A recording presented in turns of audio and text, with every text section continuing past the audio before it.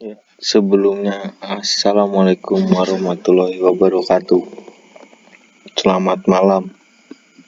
Saya Herani Crespo dari Fakultas Teknik Mesin kelas B Universitas Djana Badra, Yogyakarta, ingin mempresentasikan sebuah perancangan atau proposal oil trap yang bisa disebut juga pemisah limbah oli yang ikut terbuang dan tercampur dengan air.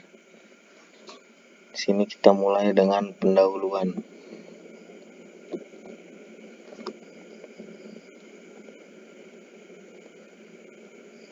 Oke, limbah oli bekas. Limbah oli bekas itu di Indonesia meningkat terus sejalan dengan meningkatnya kebutuhan manusia akan energi. Semua peralatan operasional sekarang yang buat aktivitas pertambangan maupun yang lain menghasilkan limbah oli bekas yang termasuk dalam kategori limbah bahan berbahaya beracun atau B3. Menurut Peraturan Pemerintah Nomor 101 Tahun 2014 tentang pengelolaan limbah bahan berbahaya dan beracun, limbah oli bekas yang dihasilkan setiap tahunnya pada kegiatan ini berdampak cukup besar.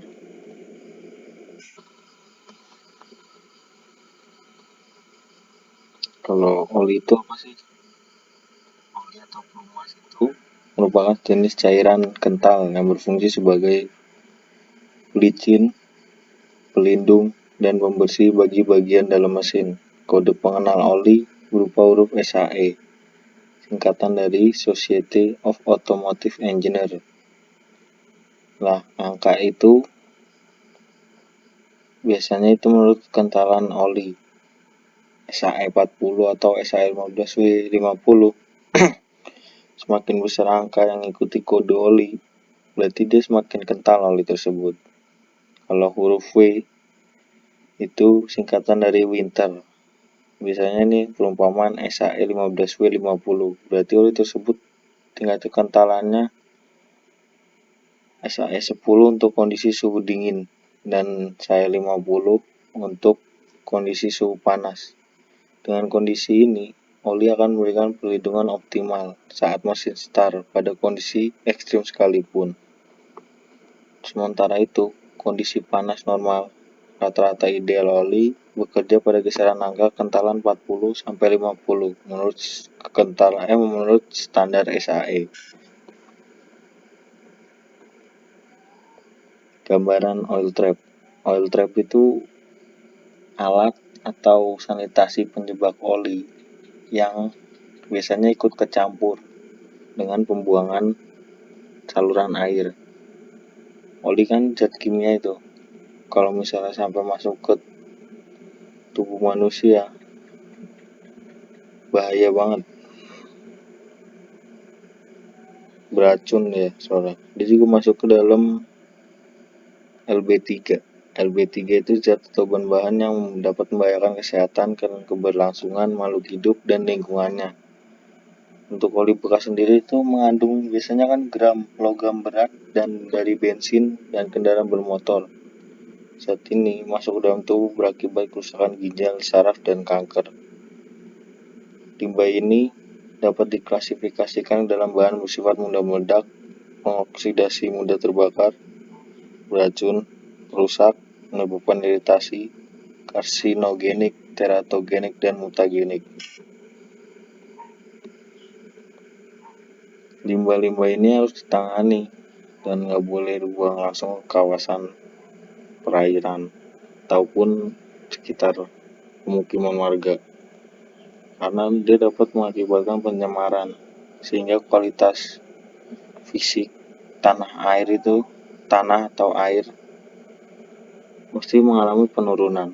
Hal ini akan berpengaruh secara langsung maupun tidak langsung terhadap kondisi biota air, kesehatan masyarakat di sekitar pabrik itu. Limbah B3 perlu diolah baik secara fisik, biologi, ataupun kimia sehingga menjadi tidak berbahaya atau berkurang daya racunnya.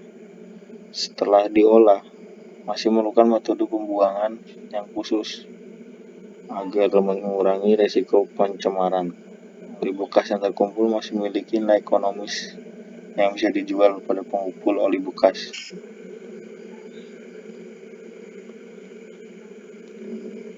Nah, salah satu penggunaan oli bekas itu daur ulang bisa jadi oli baru. Proses ini membutuhkan oli bekas yang memenuhi persyaratan tertentu. Penanganan limbah oli bekas ini yang baik akan dapat memberikan keuntungan bagi pengelolanya.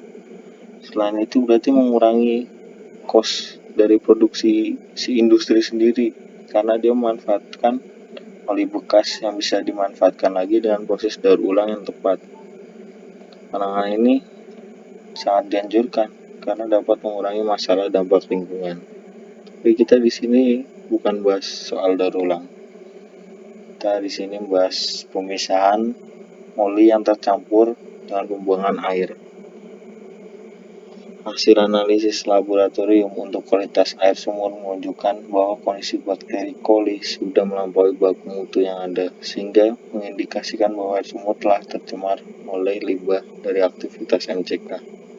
Untuk itu, perlu diupayakan pembuatan tangki yang memenuhi persyaratan kesehatan, mengingat kondisi pemukiman wilayah sekitar yang padat. Maka, beberapa hal yang perlu dapat perhatian.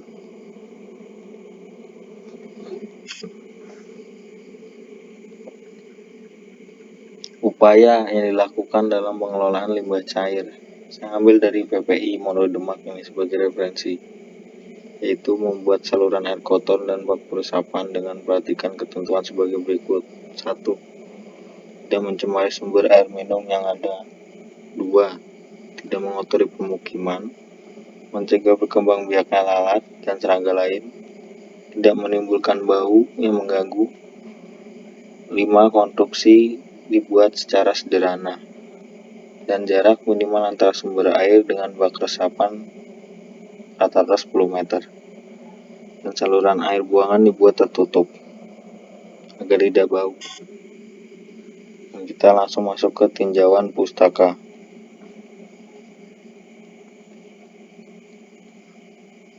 Nah, sini nih, limbah kan material sisa buangan yang nggak digunakan kan, kalau misalnya yang nggak bisa didaur ulang lagi.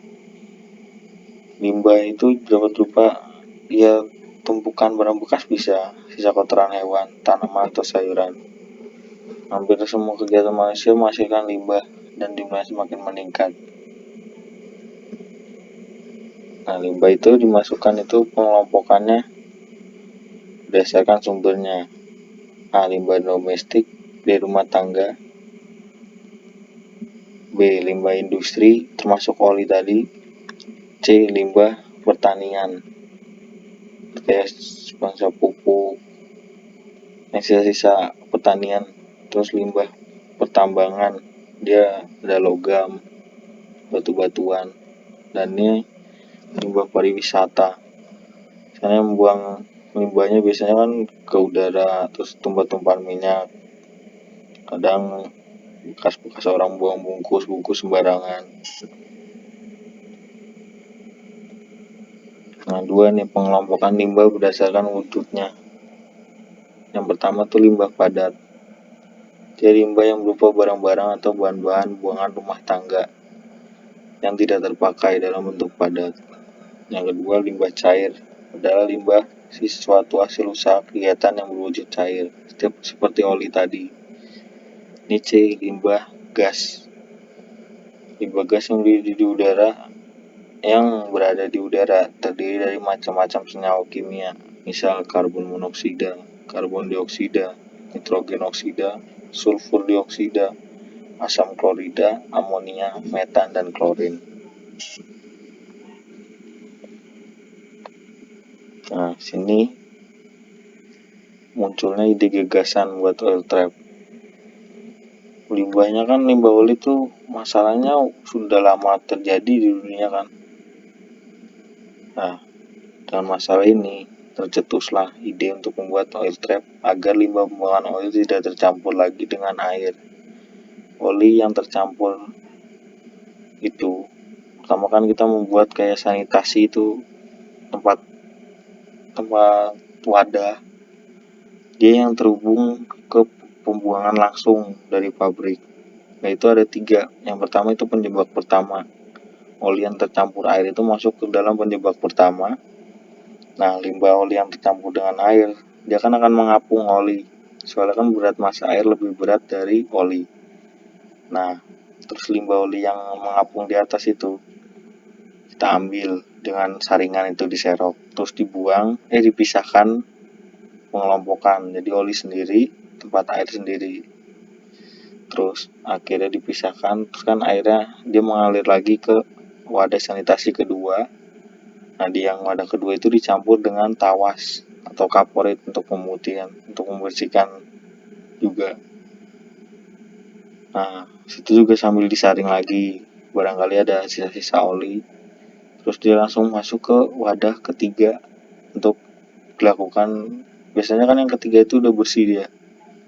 Lalu langsung pengecekan sisa-sisa pembuangan, apakah tidak terdapat oli atau tidak, dan serta dicek untuk jumlah kandungan pH-nya yang akan menghasilkan air yang terbebas dari limbah oli maupun zat-zat lain, minyak-minyak.